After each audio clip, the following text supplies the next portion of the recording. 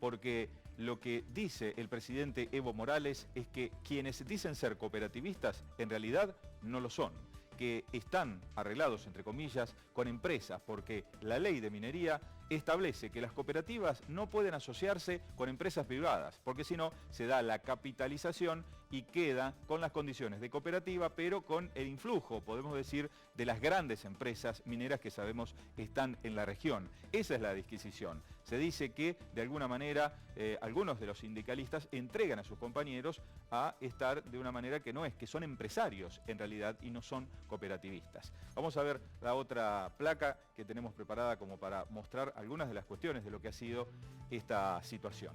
Vemos, estuvo retenido por mineros, fue flagelado. Él fue a negociar, pero le dijeron, bueno, venga para acá. Fue a ese lugar con toda la voluntad del mundo y ahí lo tomaron preso. De algún modo, escapa un asesor de él y es el que empieza a llamar por teléfono y alertar a la policía que estaba en estas condiciones. Entonces, estos, digamos, falsos cooperativistas entregan una especie de prueba de vida a la familia y después terminan flagelándolo, lo lesionan en la cabeza y en las costillas, y como resultado de todo esto, de una golpiza tremenda, realmente hay un derrame cerebral y torácico que le provoca la muerte. En definitiva, esta es la situación de este fallecimiento y vamos a pasar a la otra placa en virtud de lo que tiene que ver con quién es este hombre.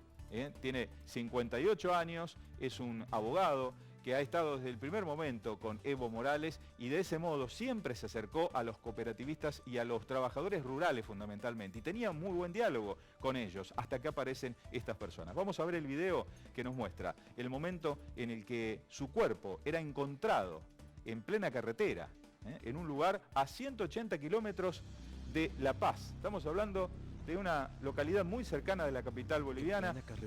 Allí se veía entonces, fíjense, en plena carretera aparecía el cuerpo sin vida en esas, digamos, frazadas que lo cubrían. De este modo entonces, con los llamados telefónicos que había habido a las autoridades, empiezan a buscarlo y lo hallan, lo trasladan en principio pensando que estaba con vida, tratan de salvarlo, pero en definitiva ya estaba fallecido por lo que ocurría y lo que decíamos anteriormente. Tiene que ver con esa pérdida de sangre y por otro lado las contusiones y las hemorragias internas. Escuchemos lo que decía este funcionario.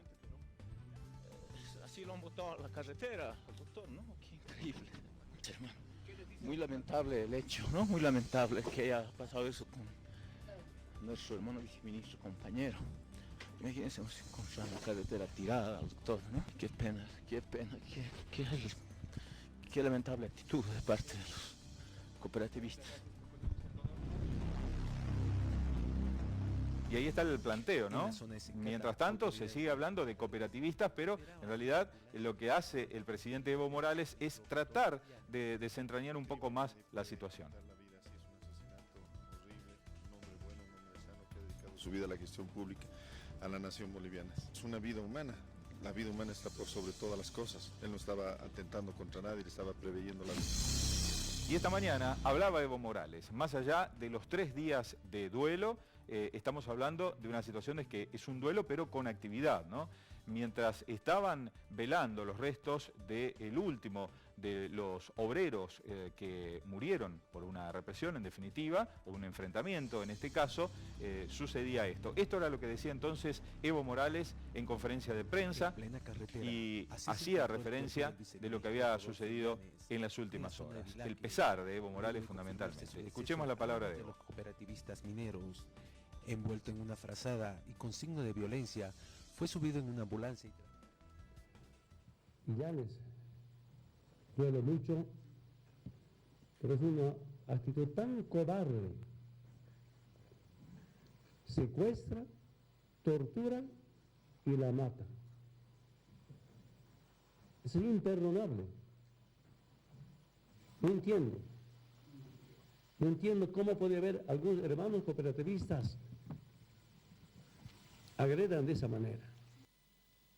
Allí está la imagen entonces de este hombre que formó parte desde el principio del gobierno de Evo Morales, y ese es el lugar, el cerro donde ocurrió esto. Pan Duro es la localidad, así se veía parte del movimiento y parte de lo que fue esa batalla campal, donde hubo muchos heridos y hay en total ya unos 200 detenidos, algunos de ellos han ido logrando la libertad, hay policías también que se encuentran heridos. Y decía esto acerca de la cuestión, Evo. Había una conspiración política y no había una reivindicación social para el sector. Pueden tener muchos argumentos, pero los últimos del día de ayer, los opositores respaldan firmar contratos con empresas privadas a las cooperativas. Otro opositor quiere dice textualmente que los mineros cooperativistas están defendiendo la capitalización. Y allí una vez más entonces esa teoría de conspiración. Además de eso, que se hacen pasar de cooperativistas cuando son empresarios mineros. Y reitero una vez más, cuando hay intereses de carácter político, repito, aquí esta movilización no ha sido por reivindicación, sino por una conspiración política. Y así lo plantea entonces el presidente Evo Morales, tiene que ver con esa situación, que ahora entendemos por qué de alguna manera se buscaba la cuestión de que la ley de minería contemplara que los que tenían, digamos, la figura de cooperativa con determinadas cuestiones diferentes, ¿no? No hay sindicalización, por ejemplo, en esas cooperativas. El gobierno ahora quería tener una sindicalización de los trabajadores y de este modo aparecieron estos falsos cooperativistas, según denuncia el gobierno. Y por otro lado, el hecho de capitalizar esas empresas, un eufemismo que representa que las empresas muy importantes de minería de la región podían ingresar y hacer acuerdos con las cooperativas, con el régimen de las cooperativas que no estaba sindicalizado. ¿Se entiende la cuestión? Por ahí pasa, por un lado, tratar de meter dinero y también la influencia de esas empresas que tomaran a las cooperativas como una figura, pero que en realidad no la eran. Una situación muy complicada, más que todo por esto, por la violencia, por la posibilidad de tener dinamita.